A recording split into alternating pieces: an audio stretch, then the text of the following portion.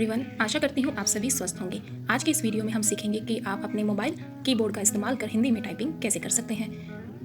आपके mobile keyboard में Hindi keyboard को अनेबल कैसे किया जाए, इससे संबंधित वीडियो ऑलरेडी चैनल पर अपलोडेड है। आप ऊपर आई बटन पर क्लिक कर उस वीडियो को देख सकते हैं कि आप कैसे अपने मोबाइल कीबोर्ड में हिंदी कीबोर्ड को भी अनेबल करें। यहाँ पर आप देख सकते हैं इस फ़ोन में दोनों कीबोर्ड अनेबल हैं, हिंदी और इंग्लिश कीबोर्ड भी, जिसमें आप इंग्लिश के अल्फ़ाबेट्स भी देख सकते हैं और हिंदी के वर्ण भी देख सकते हैं।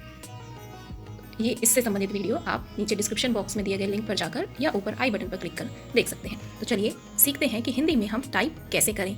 हिंदी कीबोर्ड को अनेबल करने के बाद आप यहाँ स्पेस बटन पर क्लिक करेंगे। आप यहाँ स्पेस बटन पर क्लिक कर जिस लैंग्वेज में आपको टाइप करना है, इंग्लिश में करना है तो इंग्लिश लैंग्वेज बीच में लाइए, अगर आपको हिंदी में टाइप करना है तो हिंदी लैंग्वेज को बीच में लाइए। अब हिंदी कीबोर्ड आपका अनेबल हो गया है, जिसमें आपको हिंदी के सभी स्वर और व्यंजन यहाँ पर दिखाई दे रहे होंगे। इस पोर्शन में आपको सारे स्वर दिखाई दे रहे होंगे और इस पोर्शन में आपको सारे व्यंजन दिखाई दे रहे हैं, लेकिन हमें मात्राएं यहाँ पे नहीं दिखाई दे रही हैं। तो मात्राओं के लिए आप इस बटन पर क्लिक करेंगे। एक बार इस पर क्लिक करने से आपको कुछ मात्राएं दिखाई देंगी, दूसरी बार क्लिक करेंगे तो कुछ और वर्ण जो कि हमारे द्वित व्यंजन होते हैं और कुछ और मात्राएं हमें दिखाई देंगी, और तीसरी बार क्लिक करने पर हमें नुक्ता युक्त वर्ण और कुछ अन्य मात्राएं भी दिखाई देंगी। उसके बाद दोबारा क्लिक करेंगे तो दोबारा आपको आपके स्वर यहाँ पर दिखाई देंगे।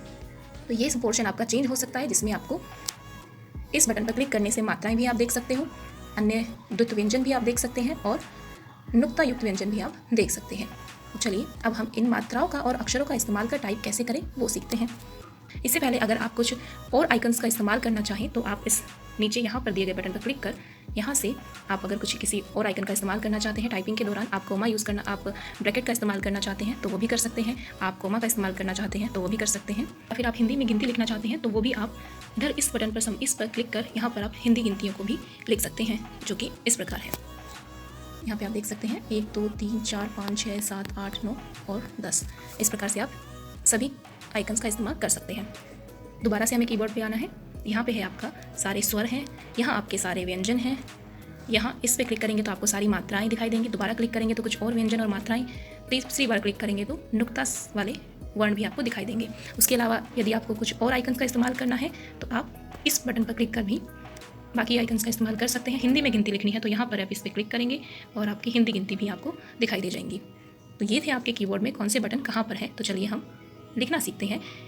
जैसे मुझे एक वाक्य लिखना है, आप सभी का स्वागत है, तो हमें पहले आप में आ लिखना है, आ, उसके बाद प, फिर हम स्पेस देंगे, उसके बाद स, भ।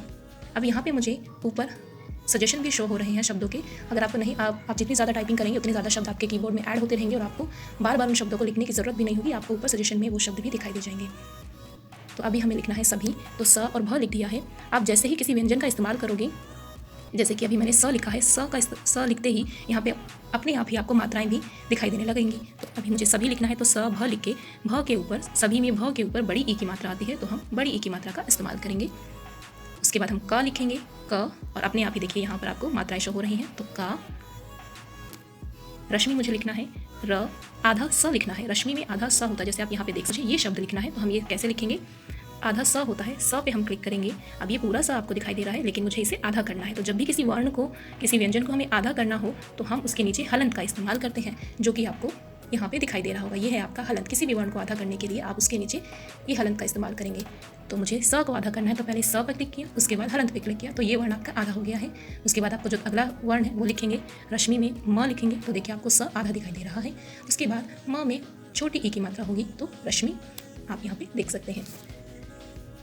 स्प्रोग लिखना है तो आधा स, प में हमें नीचे र का इस्तेमाल करना है तो वो भी आपको यहाँ पर दिखाई दे जाए, तो वो भी आप यहाँ से लिख सकते हैं।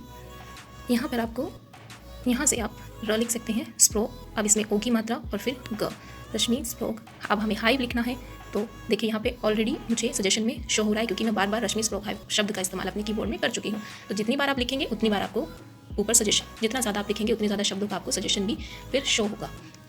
रश्मि स्प्रोग हाइव,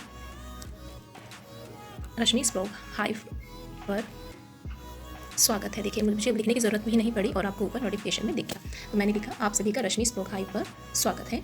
अब चलिए कुछ मात्राओं को जानते हैं। जैसे कि आपको बताया गया, ये है हमारा हलंत, जिससे हम किसी भी वर्ण को आधा करेंगे। ये है हमारी आ की मात्रा, जैसे क और आ, का, ख और आ, खा, ग और आ, गा।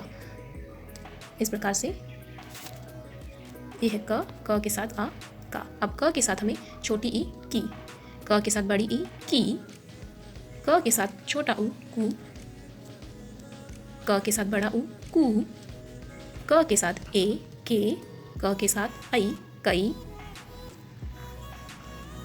क के साथ ओ को, क के साथ औ कऊ, क के साथ अंग, ये है अंग की बिंदु कंग, क के साथ अह, क के साथ री, जैसे हम कृष्ण या कृपया में भी आप देखते हैं नीचे की तरफ री की मात्रा हम इस प्रकार लगा सकते हैं। उसके बाद है अब ये वाला चिन्ह है, जैसे हम कॉफ़ी लिखते हैं, कॉपी लिखते हैं, डॉक्टर लिखते हैं, उसमें हम अर्धचंद्र का इस्तेमाल करते हैं, वो आप यहाँ से लिख सकते हैं। जैसे मुझे अगर कॉपी लिखना हो तो मैं क आ और फिर अर्धचंद्र का इस्तेमाल कर प और ई कॉपी लिखूंगी। पहली बार आप क्लिक करेंगे तो आपको ये सारी मात्राएं दिखाई देंगी, जिसमें ये है हमारा हलंत, जिससे हम किसी भी वर्ण को आधा कर सकते हैं।